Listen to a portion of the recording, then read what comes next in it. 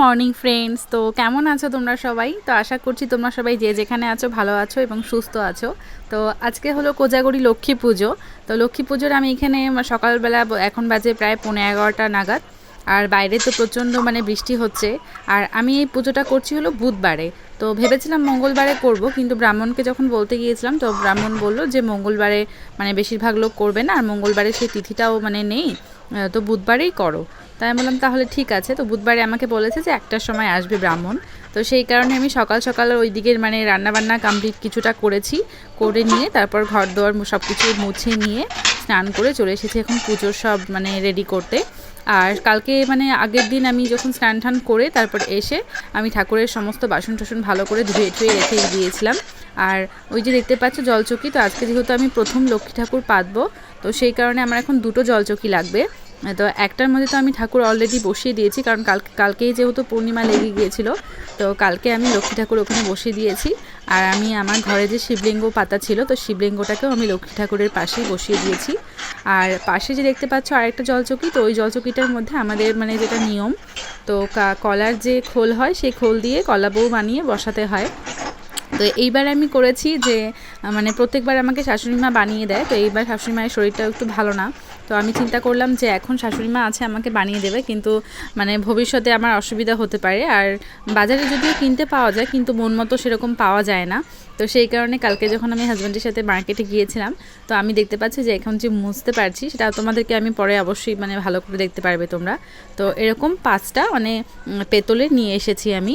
আর আমাদের 5টাই লাগে, কারণ 5টার সাইজ 5 রকম হতে হয়, একটা বড়, তারপর মাঝারি, ছোট, এরকম করে বড় যে সবচেয়ে বড় যেটা হয় সেটার ভেতরে যাতে বাকি 4টা ঢোকে, তো ওটার ভেতরে তারপর ওটা বসিয়ে জলচৌকির মধ্যে ফার্স্টে আলপনা দিতে হয়।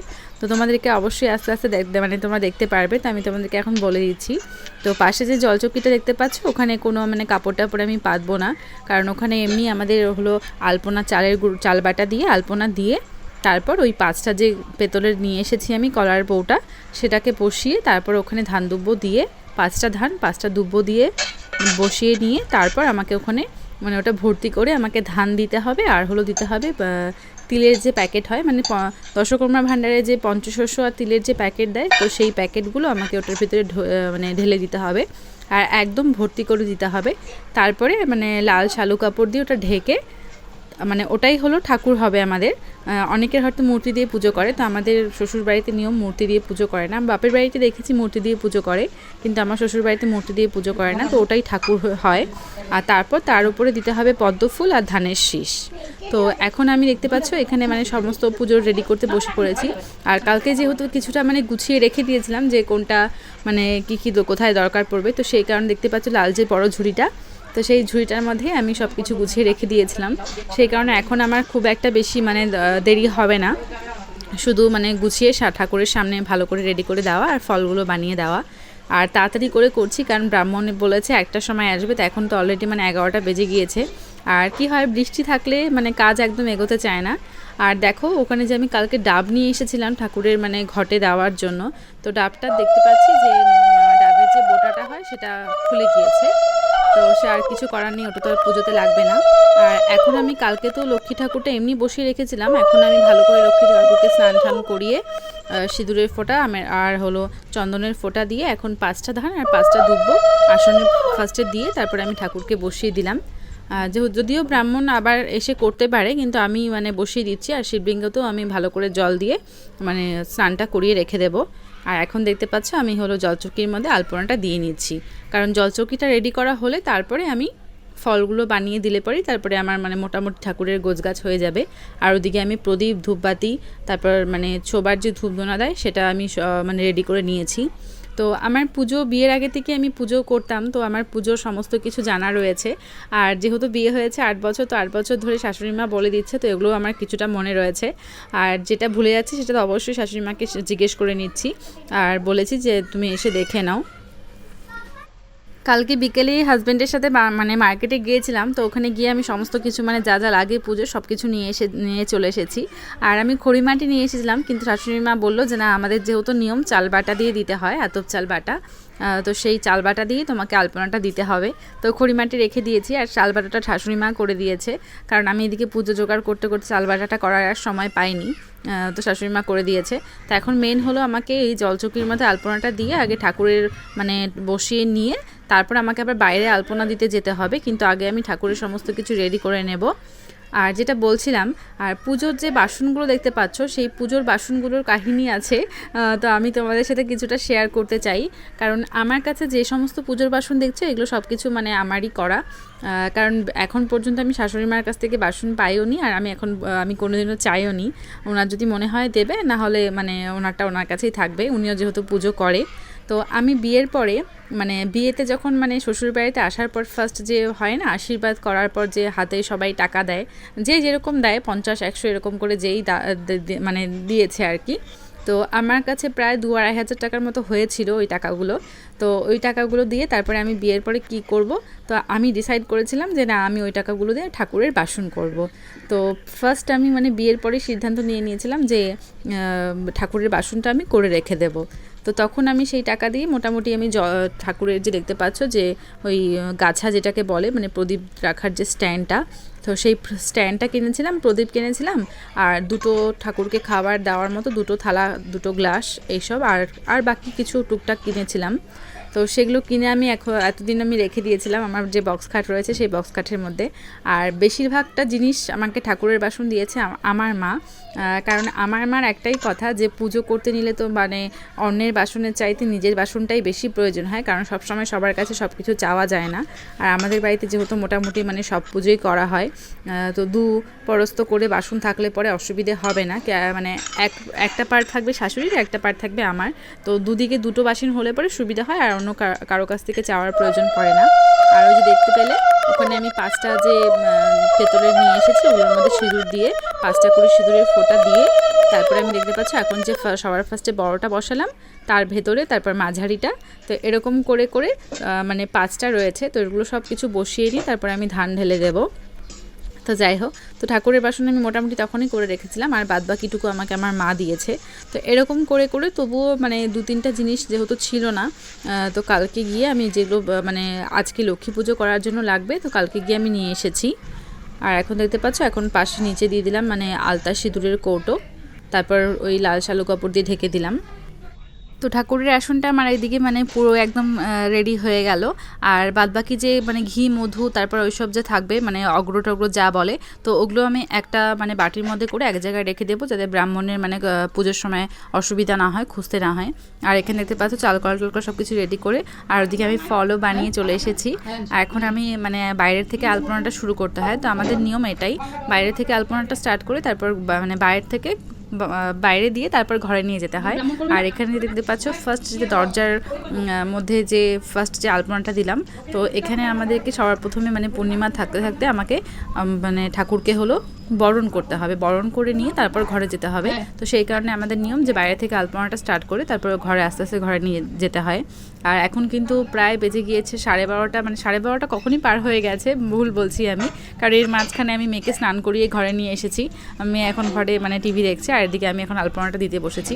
তো ওইদিকে যেহেতু ঠাকুরেরটা মোটামুটি রেডি হয়ে গেছে, এখন আলপনাটা মেন, আলপনাটা দেওয়া হয়ে গেলেই তারপর আমি শাড়িটা পরে নিতে পারবো। আর এই আলপনা দিতে দিতে ব্রাহ্মণ চলে এসেছে প্রায়, মানে কারণ পাশের বাড়িতে আমি আওয়াজ পাচ্ছি, তো বলেছে যে আমার পুজোটা আগে করে দিয়ে তারপর মানে পাশের বাড়ির পুজোটা করবে, তাই আমি দেখতে পাচ্ছি যে তাড়াহুড়ো করে তাড়াতাড়ি করে আলপনাটা দিয়ে তারপর এখানে আমি বরণটা করে নেব।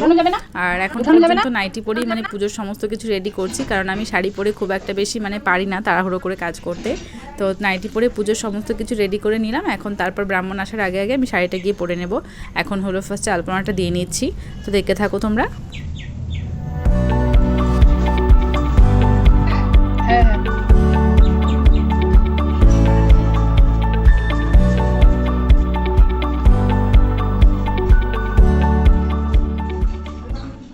আমি খুব ভালো একটা আলপনা দিতে পারি না, আর যদিও বা মানে যতটুকুই দিতে পারি।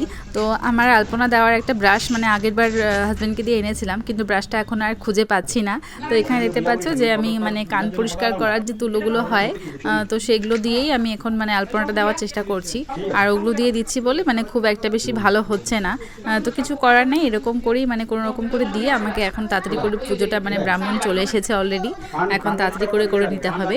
আর এই ব্রাহ্মণ যে দেখতে পাচ্ছ, তো এই দাদাটা ভীষণই ভালো করে পুজো করে, অনেকটা সময় নিয়ে।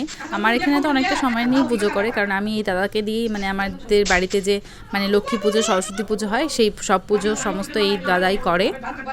আর ওদিকে শাশুড়ি মা দাঁড়িয়ে থেকে মানে নিচে দাঁড়িয়ে থেকে মানে ব্রাহ্মণকে বলে দিচ্ছে, যেহেতু আমি মানে এইবার প্রথম লক্ষ্মী ঠাকুর ঘরে মানে পাতলাম, তো সেই কারণে লক্ষ্মী ঠাকুর মানে যেটা আমি বসিয়েছি ঠাকুরকে মানে মা বলে দিচ্ছে যে যাতে একটু প্রতিষ্ঠা করে দেয়, মানে প্রাণ প্রতিষ্ঠা করবে না, কিন্তু তবুও যাতে মানে একটু মানে ভালো করে একটু প্রতিষ্ঠা করে দিয়ে পুজো করলে পরে ভালো হবে।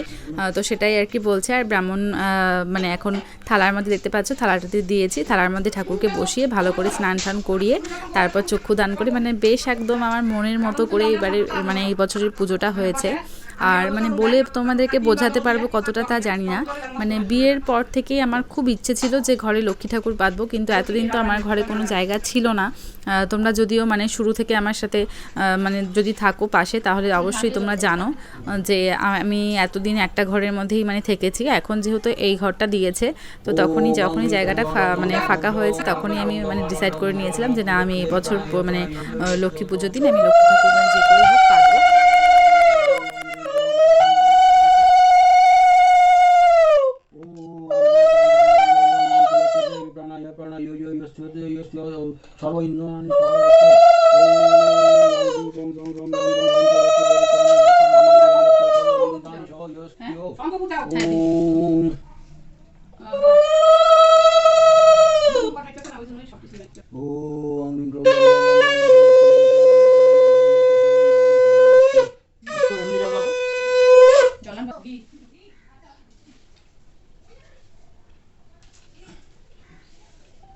প্রতিষ্ঠা করে চক্ষুদান করতে হবে।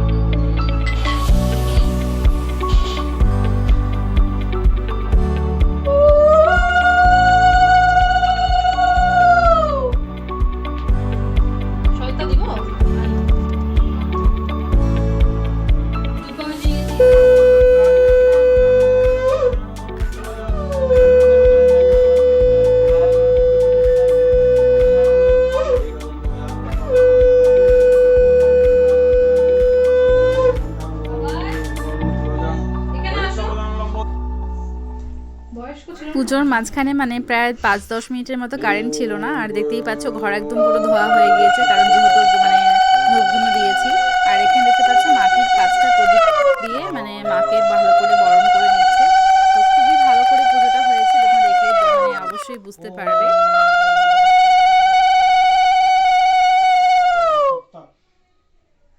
মহালক্ষ্মী দেবী বর্ণমস্তু ওম লক্ষ্মী পুজোতে তো কাসর ঘন্টা একদমই মানে বাজানো নিষেধ রয়েছে, তো সেই কারণে লক্ষ্মী মাকে সন্তুষ্ট করার জন্য মানে একটু পরপর জোগাড় দিচ্ছি, আর শঙ্খ তো অবশ্যই মানে বাজাচ্ছি যেটাকে বলে।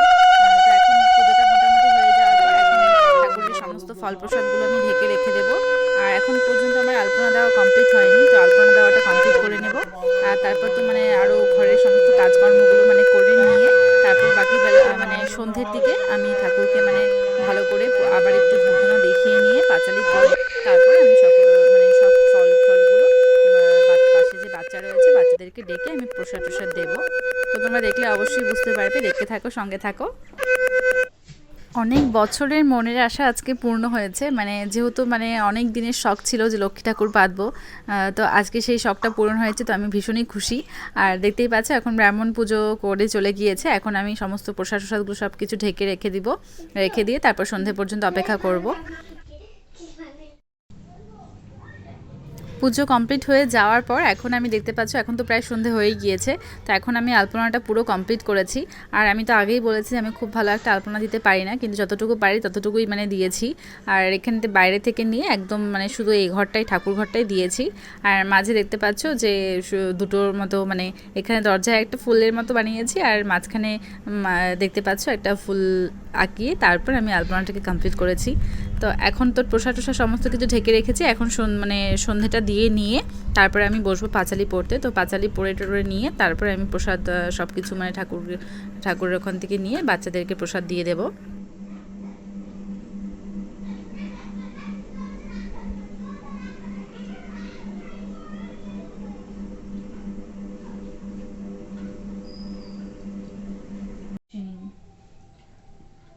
কোথায় আছো গোমাতা লক্ষ্মী দয়াবতী, কাতরে তোমার পায় করি গো মিনতি। একতে অবলা মোরা তাতে উক্তিহীন, বিদ্যা বুদ্ধি শক্তিহীন সদা অতি দীন। না জানি করিতে স্তুতি না জানি পূজন, কেমনই তোমারে মোরা করি আবাহন। কেবল ভরসা মনে ইহা শুনো আছে, যে তোমারে ডাকে তুমি যাও তার কাছে। নিজ গুণে কৃপা করি বসিয়ে আসনে, কৃপা দৃষ্টি করো মাগো যত প্রতিজনে। এই মাত্র বর তুমি দাও গো সবাই, সতত ভক্তি যেন থাকে তব প্রায়। চির শান্তিময় ধাম শ্রী বৈকুণ্ঠপুরী, অপূর্ব সৌন্দর্য যার অপূর্ব মাধুরী। অনন্ত ঐশ্বর্য যার যথা লক্ষ্মীপতি, লক্ষ্মী সহ নিত্য সুখে করেন বসতি।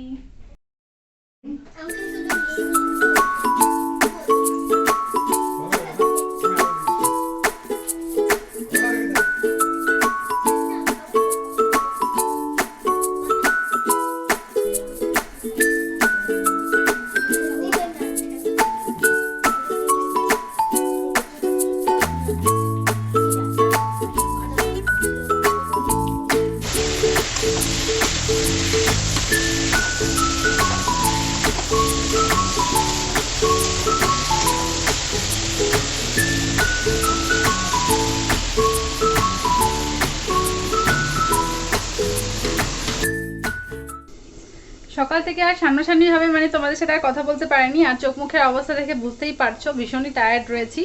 আর এখন আমাদের মানে শ্বশুরবাড়িতে নিয়ম হলো যে পুজো করে নিয়ে তারপর মাছ ভাত খেতে হয়।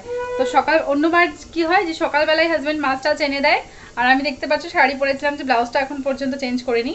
তো অন্যবার কি হয় যে হাজব্যান্ড আগে থেকেই মাছটা এনে দেয়, তো আমি রান্নাবান্না করে সব কিছু এগুলো পরিষ্কার করে মেয়েকে মানে খাইয়ে টাইয়ে তারপরে আমি যাই পুজোর সব কিছু রেডি করে পুজো করতে। আর আজকে যেহেতু সকাল থেকে মানে অনবরত বৃষ্টি হচ্ছিল, তো সেই কারণে হাজব্যান্ড আর মানে বাজার যেতে পারেনি সকাল সকাল। তো ও গিয়েছিল প্রায় 12:30 নাগাদ, আর তখন সেই মুহূর্তে আমার স্নান টান করে আমি অলরেডি ঠাকুর ঘরে ঢুকে গিয়েছিলাম। তো মাছটা এনে ও ফ্রিজে রেখে দিয়েছিল। আর এখন পুজো টুজো দেওয়ার পর সবাইকে দেখতেই পেলে যে মানে বাচ্চাগুলো এসেছিল পাড়ার, তো সবাইকে প্রসাদ টসাদ দিয়ে নেওয়ার পর আমি খেলাম, হাজব্যান্ডকে প্রসাদ দিলাম, তারপর খেয়ে নিয়ে এখন চলে এসেছি রান্না করতে।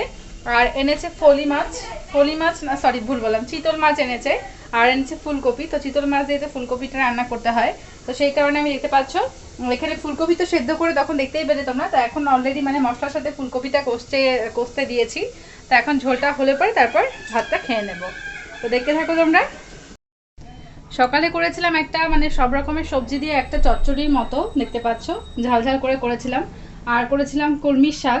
তো দুপুরে হাজব্যান্ড খেতে আসেনি, সকালেও খায়নি, তো অফিসে গিয়েছিল। আর ও একটু আগে মানে সন্ধ্যাবেলা তোমরা দেখতে পেলে তখনই এসেছে। তো এখন দুজনে একসাথেই খাবো। আর মেয়ে শুধু সকালবেলা খেয়েছে, তো মেয়েকে তো ওগুলো দিয়েই খাইয়েছিলাম। এখন ঝোল হলে পরে মেয়েকে রাত্রেবেলা মানে আবার তো খাওয়াবই। আর এখন বাজে 7:30।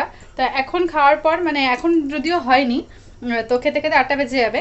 তো এখন খাওয়ার পর রাত্রে আবার খাবো কিনা সেটা জানি না। তো এখন পর্যন্ত মানে দুপুরের মানে সকালে যে ভাত করেছিলাম সেই ভাতটাই রয়ে গিয়েছে। তো সেই ভাতটা দিয়ে এখন আমি আর হাজব্যান্ড খেয়ে নিচ্ছি, পরে মেয়েকে আবার করবো। আর হাজব্যান্ড যদি খায় তো তাহলে অবশ্যই ওকে আবার করে দেবো।